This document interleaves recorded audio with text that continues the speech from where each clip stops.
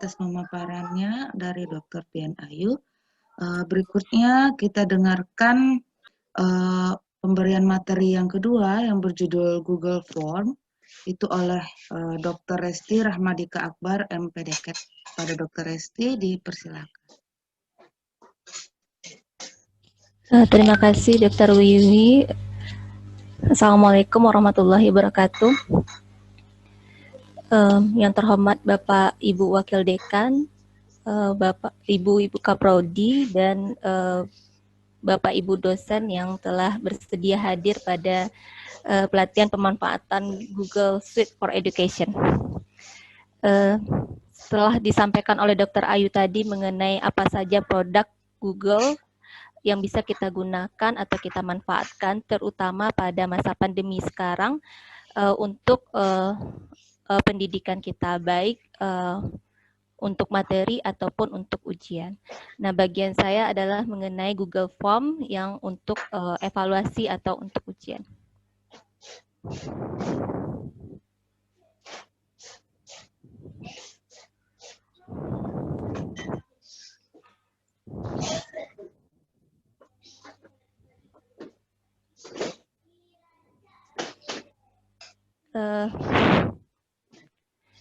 Sebagai latar belakangnya, mengapa kami memilih dari sekian produk Google for Education tampilkan pada kali ini, karena waktu kita terbatas, jadi kami memilih apa yang dibutuhkan saat ini. Salah satu latar belakangnya yaitu dari 12 peran dosen yang disampaikan oleh Harden, salah satu perannya adalah sebagai evaluator atau student assessor.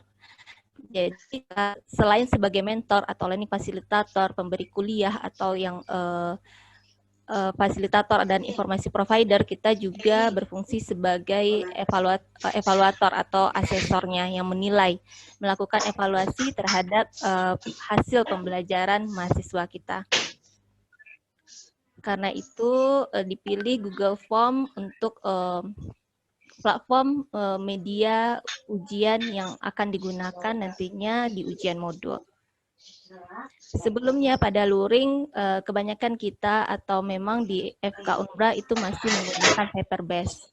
Setelah daring ini kita menggunakan online dengan berbagai aplikasi. Salah satunya pada semester genap kemarin, kebanyakan kami menggunakan SurveyMonkey sebagai aplikasi yang digunakan untuk ujian daring. Kemudian pada semester pendek itu kami sudah mulai mencobakan Google Form.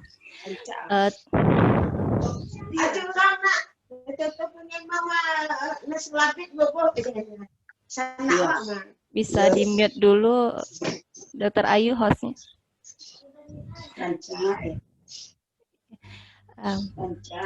Tentunya aplikasi-aplikasi. Gratis sama rancang. Tolong di-mute dulu, Kak. Tentunya aplikasi-aplikasi yang digunakan ini ada kelebihan dan ada kekurangannya. FK Unbra itu sudah berlangganan SurveyMonkey yang biasanya digunakan untuk tutorial, penilaian tutorial. Walaupun sudah berbayar SurveyMonkey-nya, akan tetapi host yang bisa masuk atau admin yang bisa masuk ke sana hanya 2 orang, sehingga keterbatasan itu membuat sumber daya kita beratnya di sana. Kemudian untuk Google Form itu semuanya bisa mengakses, asal punya email, walaupun Gmail itu bisa melakukannya.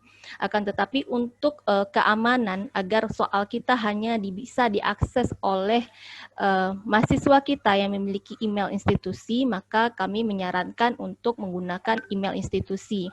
Bapak Ibu mungkin sudah dibuatkan email institusi oleh bagian akademik atau sebagian memang dalam proses pembuatan email institusinya. Karena email ini yang akan kita gunakan saat ini untuk memasukkan bahan dan juga menerima tugas dari mahasiswa. Mungkin untuk menerima dan kelas virtualnya nanti akan dijelaskan oleh Dr. Rifkin mengenai Google Classroom. Oke, topik pembahasan saat ini mengenai Google Form, yaitu bagaimana cara membuatnya, membuat token. Token ini sama dengan password, jadi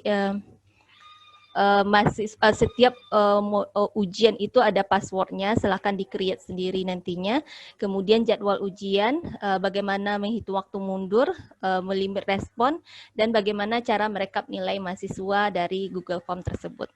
Itu bahan yang akan saya jelaskan berikutnya. Oke, ini tampilan atau lambang atau logo dari Google Form. Google Form ini kalau bahasa Indonesianya Google Formulir. Jadi merupakan aplikasi yang membantu kita dalam merencanakan acara, mengirim survei, kuis, bahkan untuk ujian. Dan ini bagian dari aplikasi Google Drive. Seperti tadi yang disampaikan oleh Dr. Ayu, bila kita membuka Google Drive, lalu kita klik tambah atau baru, itu di sana ada pilihan Google Form-nya. Nah, ini cara membuat soal kuis menggunakan Google Form. Bisa dibuka Google Formulir, kemudian klik icon plus, dan di bagian kanannya itu klik setelan, klik kuis, dan jadikan sebagai kuis. Nah, ini manfaatnya. Manfaat dari Google Form ini untuk distribusi dan tabulasi data secara online. Jadi hasil file ini dapat di-download nantinya di Excel, dan bisa dikerjakan bersama-sama karena bisa ditambahkan kolaboratornya. Misalnya dalam satu modul itu ada beberapa orang dosen dan soalnya itu banyak, jadi agar bisa saling membantu untuk menginput soalnya, bisa ditambahkan kolaboratornya. Jadi kita bisa input soalnya berapa dulu, terus ditambahkan kolaborator nanti juga bisa menambahkan soalnya. Dan ini aman dari virus dan juga paperless, jadi kita bisa menghemat kertas untuk pelaksanaan ujiannya, apalagi di saat daring ini. Jadi ini pemanfaatan Google Form bisa untuk kuis online, ujian online, survei online, atau evaluasi pelatihan. Seperti tadi, presensi tadi menggunakan Google Form. Kemungkinan yang Bapak Ibu tidak bisa masuk atau tidak bisa menekan presensinya karena connect-nya ke email Gmail, bukan ke email institusi. Kalau ke email institusi bisa langsung masuk. Tadi settingan kami ubah lagi agar bisa masuk semuanya untuk mengambil presensi. Tapi untuk ujian diharapkan hanya untuk email institusi karena kita tidak mengharapkan ada orang lain yang bisa masuk atau mengakses soal kita. Nah, ini membuat Google Form memiliki akun email, bisa Gmail, tapi yang institusi. Khusus untuk pelatihan ini dan untuk yang tujuannya untuk ujian, gunakan email institusi karena lebih aman dan yang bisa mengaksesnya hanya lingkungan Universitas Baitur Rahmah.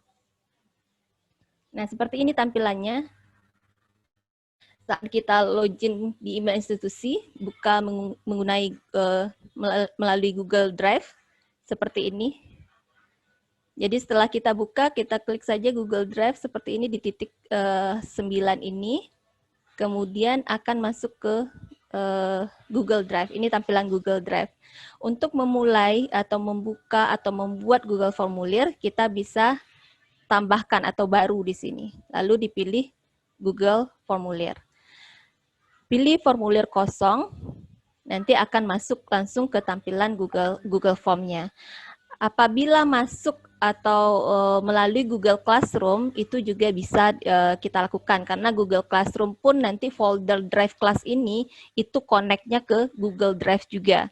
Jadi kalau misalnya dari Google Classroom langsung membuat tugasnya, itu juga bisa. Jadi pakai tugas quiz.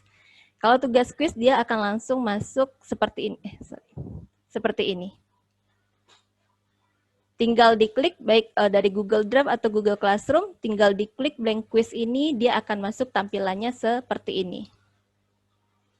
Ini tampilan awal sebelum kita membuat judul ujiannya, menambahkan tata tertib atau deskripsinya, atau menambahkan pertanyaan atau soalnya, dan ini belum disetting. Setting ujiannya belum dibuat. Nah, ini baru tampilan awalnya. Jadi sebelumnya kita bikin dulu judulnya, misalnya ujian, misalnya di modul saya, modul pengantar pembelajaran kedokteran. Kemudian form deskripsi ini biasanya berisi tata tertib ujian daring, bagaimana posisi kameranya, bagaimana aturan pakaiannya, bagaimana Kalau misalnya ada kendala, lapornya ke siapa, itu bisa di deskripsi formulir ini. Diisikan, kemudian diklik bagian atas, itu akan langsung tersimpan. Dan ini akan connect nantinya ke Google Drive-nya. Selanjutnya, setelah diisi formulir tanpa judul ini, pilih model soalnya. Apakah kita akan MCQ atau jawaban pendek atau esai, pilih di bagian sini. Di bagian pilihan ganda sini. Jadi tampilannya akan seperti ini. Kalau MCQ, pilih pilihan ganda.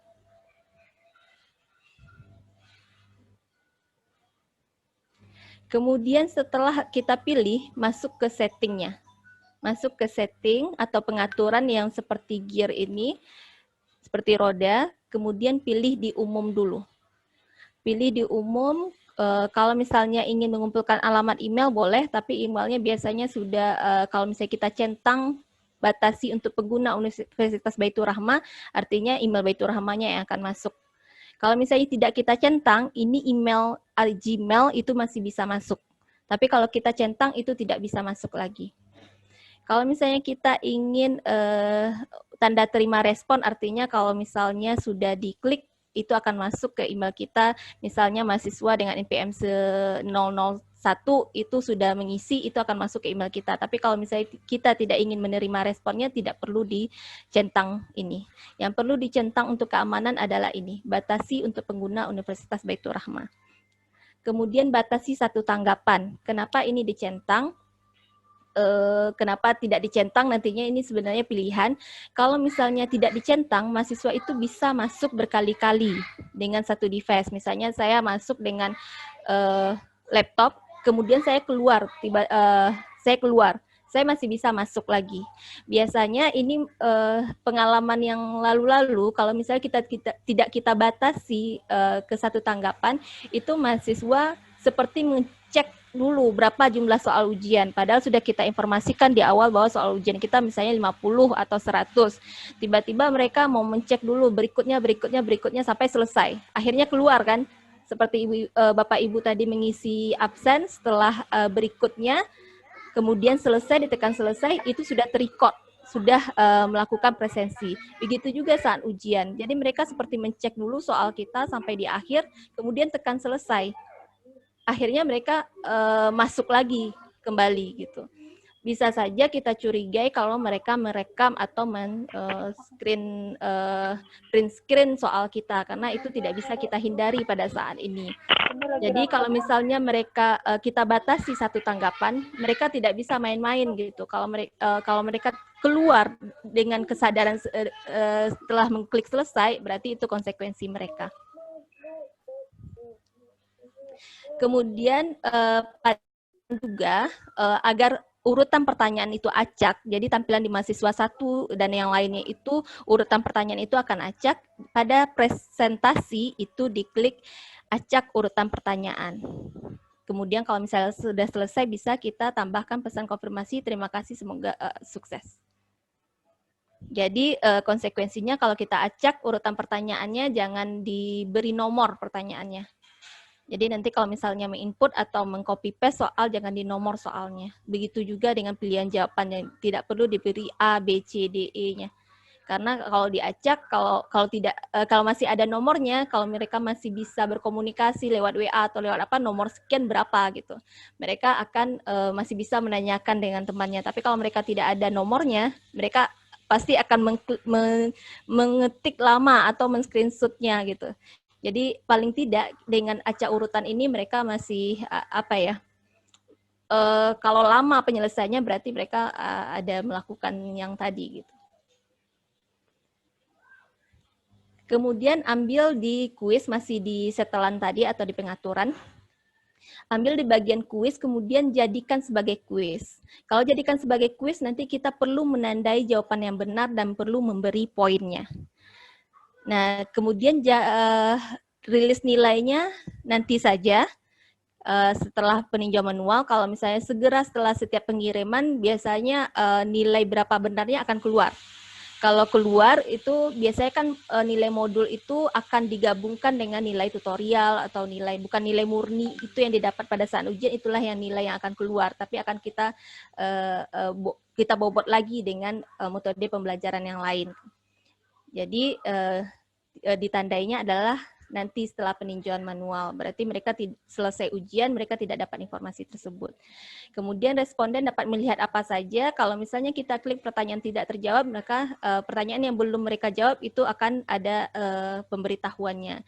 Tapi kalau jawaban benar dan nilai poin dicentang, itu mereka bisa mengubah-ubah jawabannya. Misalnya jawabannya di bagian yang pertama ternyata salah karena sudah langsung keluar pemberitahuannya, mereka akan mengubah lagi.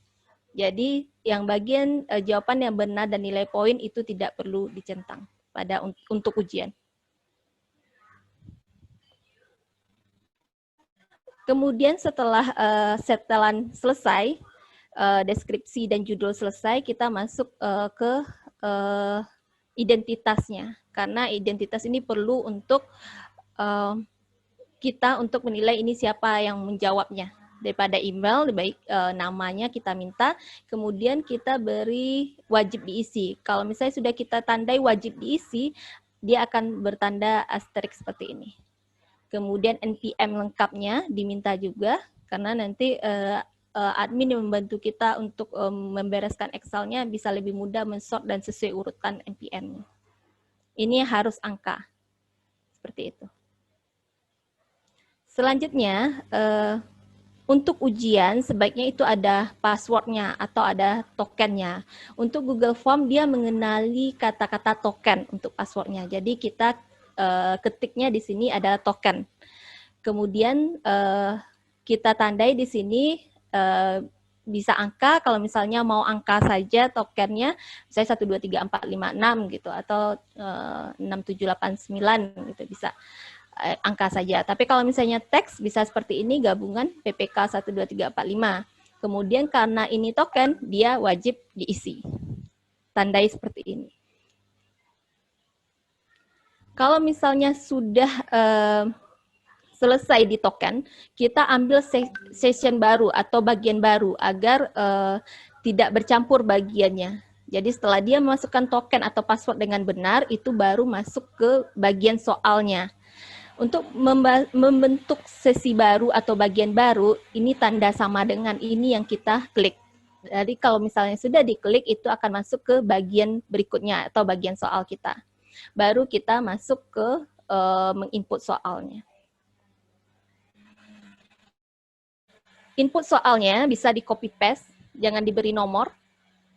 Kemudian jangan diberi A, B, C, D, E, karena ini tadi kita settingnya urutannya acak. Jadi ini akan diacak oleh sistem nantinya. Jadi silakan di copy paste pertanyaannya, copy paste jawabannya, karena biasanya kita menggunakan 5 option dengan 1 jawaban benar. Kemudian klik kunci jawaban. Klik kunci jawaban, lalu tandai jawaban mana yang benar dari antara 5 pilihan ini. Setelah itu beri poin. Beri poinnya 1 saja semuanya. Misalnya soalnya 50, beri poinnya 1. Nanti di skornya biar disesuaikan untuk 100%-nya. Jadi cukup 1 poinnya, kemudian tanda yang benar, kemudian klik selesai. Berarti 1 soal kita sudah selesai. Nah, untuk pertanyaan nomor 2, itu bisa kita klik tambah. Kita letakkan kursor kita di pertanyaan yang pertama tadi, kemudian kita klik tambah. Maka dia akan ada di bawah pertanyaan ini. Sama dengan cara yang pertama tadi, di-copy dulu soalnya saja, kemudian di-copy jawabannya, pilihan jawabannya. Tandai kuncinya, kemudian beri poin. Kalau misalnya pertanyaan itu tidak wajib diisi, tidak perlu diisi. Karena kalau misalnya mahasiswa tidak ingin mengisi, ya tidak apa-apa. Kalau misalnya dari 100 soal mereka cuma mampu mengisinya 60, 80, ya tidak apa-apa. Tapi kalau misalnya seperti tadi, NPM, nama, dan token itu ditandai wajib diisi. Nah, untuk soal atau jawaban bergambar, misalnya di jantung ada EKG-nya, atau di PA ada gambarnya, atau di anatomi, atau di histologi, ini ada tanda gambar seperti ini untuk di pertanyaan, dan untuk di jawaban juga ada tanda gambar. Jadi tinggal kita klik saja gambarnya, kalau misalnya badan pertanyaannya sudah selesai, kita klik saja gambarnya. Dari gambar ini dia akan keluar seperti ini. Kalau misalnya sudah disimpan di Google Drive, tinggal dibuka di Google Drive. Tapi kalau misalnya mau mencari dulu di internet, tinggal dipilih Google Penelusuran Gambar. Tapi ternyata sudah ada di folder kita tinggal pilih diunggah, kemudian cari. Nah, ini sudah ada di folder saya. Jadi tinggal pilih, misalnya mau gambar yang mana sesuai dengan soalnya. Tinggal klik open, kemudian dia akan masuk ke badan soal seperti ini. Kemudian jawaban, seperti tadi lagi, tandai kunci jawaban, yang mana yang benarnya, beri poin. Selesai soal kita. Kalau misalnya sudah selesai, untuk melihat responnya, kalau misalnya sudah kita berikan ke mahasiswa dan mahasiswa sudah selesai, responnya ada di sini. Respon ujiannya. Itu berarti ini 185 orang ini yang terekam telah melaksanakan ujian. Nah, untuk mendownloadnya, tinggal kita download di bagian sini, tanda plus ini. Dia akan keluar seperti ini, download tanggapan. Dan tanggapan itu akan keluar nanti dalam bentuk zip. Zip itu berisi Excel-nya. Nah, seperti ini nanti keluar dari zip ke Excel. Nah, Excel-nya keluar seperti ini. Ada waktunya, ada total skornya, ada nama mahasiswanya, ada NPM-nya. Dan berikutnya ini adalah data jawaban yang benarnya. Ini dari pertanyaan nomor 1, tidak, ini ada yang 1 jawaban benar, poinnya 1. Nah, ini skornya. Kalau misalnya pertanyaannya berapa, ini 12, berapa berarti yang benarnya? 1 dari 10, berarti cuma 1 yang benar dari 10. Karena ini untuk ujian simulasi mahasiswa baru waktu itu. Jadi kita tidak minta mereka untuk membaca soal secara benar, karena soal yang kita jadikan simulasi waktu itu juga soal semester 5. Jadi mereka memang tinggal mengklik saja, jadi cuma ada jawaban 2 yang benar, 1 yang benar, 3 yang benar. Tapi ini informasi yang kita butuhkan untuk nilai mereka. Ada nama, NPM, dan juga total score. Nah, selanjutnya dari untuk pengaturan waktu ini bisa kita atur dari berbagai platformnya. Misalnya kita pengaturan waktu di Google Classroom. Kita bisa klik di batas waktu dan tanggal ini. Jadi ini waktu pengumpulannya, bukan waktu mulainya. Kalau waktu mulainya ada lagi caranya nanti. Kalau misalnya tanggal sekarang, tanggal 9, pukul 23.59, berarti kuis ini tidak bisa diklik lagi setelah itu. Berarti sudah ditutup secara otomatis. Kalau pengaturan waktu yang di Google Form-nya, itu kita harus menambahkan add-on namanya. Add-on ini harus kita install dulu. Untuk pengaturan waktu yang bisa membuka dan menutup secara otomatis, itu ada namanya email notification for form. Ada waktu penghitungan mundur namanya timify.me. Ada waktu yang cuma menutup otomatis atau melimit respon, itu bisa juga dengan form limiter. Jadi bisa kita gunakan add-on ini untuk tambahan kita. Misalnya kita membuka ujian tanggal 10 jam 8, kita mau menutupnya tanggal 10 jam 10, itu bisa dilakukan. Kalau misalnya kita mau menambahkan add-on ini, karena dia tidak terinstall langsung, kalau misalnya tidak kita install atau kita tambahkan, kita klik dulu bagian titik di sini, kemudian ada add-on, kita tambahkan. Misalnya kita mau menambahkan timify.me, tinggal diklik saja, tinggal diketikkan timify.me, maka dia akan muncul tampilannya seperti ini. Klik timify.me ini, dia akan tampilannya seperti ini. Klik install, kemudian biasanya dia akan meminta izin ke email kita. Kalau misalnya kita percaya dengan dan mau menggunakan, tinggal kita izinkan saja. Setelah diizinkan, dia akan terinstall.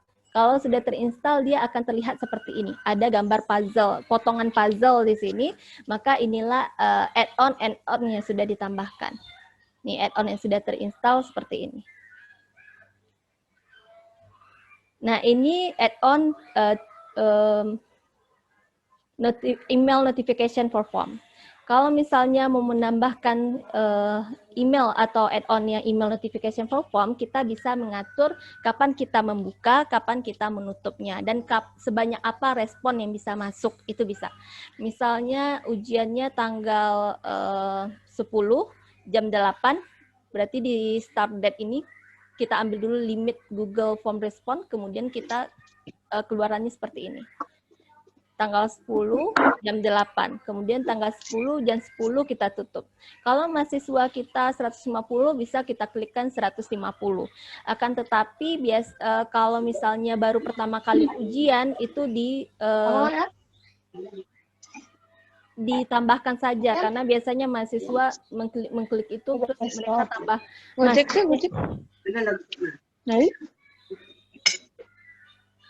masuknya berkali-kali, jadi kalau misalnya 150-nya sudah penuh, yang lain nggak bisa masuk lagi. Jadi bisa dilonggarkan di bagian ini. Kalau misalnya sudah, tinggal disimpan saja. Atau diberikan pesan, ujian sudah ditutup, terima kasih. Lalu kemudian diklik simpan atau save. Berarti di tampilan mahasiswa sudah ada. Kemudian untuk menambahkan kolaborator, karena soal kita misalnya banyak gitu, kalau untuk menginput soal sendiri mungkin butuh waktu yang panjang gitu, bisa ditambahkan kolaborator. Di mana kita menambahkan kolaborator, tinggal titik 3 ini diklik, kemudian klik tambahkan kolaborator. Kalau misalnya kita menggunakan email institusi, biasanya untuk ini sudah keluar semua ya, FK Umrah. Kalau Gmail dia nggak bisa masuk, harus permission dulu. Daripada ribet, pakai saja FK Umrah karena kebanyakan kita sudah menggunakan email ini. Jadi alamat email institusi, klikkan, kemudian klik send. Maka kolaborator yang kita pilih tersebut akan menerima email pemberitahuan. Kolaborator bisa mengambil email tersebut dan bisa menambahkan soalnya. Jadi dia juga akan masuk ke Google Form yang sama. Jadi tinggal menambahkan soal saja. Kalau misalnya soalnya sudah selesai, kita tinggal mengirimkan link ujian ke mahasiswa. Bila paket ujian dan password ini dikirim apabila kita tidak langsung membuatnya di Google Classroom. Tapi kalau misalnya membuatnya langsung di Google Classroom, cukup passwordnya saja yang kita kirimkan. Jadi misalnya ini ujian modul pengantar pembelajaran kedokteran, tinggal kita klik kirim, pilihannya ada email, ada link, ada M. Di sini tinggal kita perpendek URL-nya, karena URL-nya panjang sekali. Perpendek URL-nya, kemudian klik salin. Kemudian bisa kita copy link-nya ini ke misalnya di Google Classroom-nya.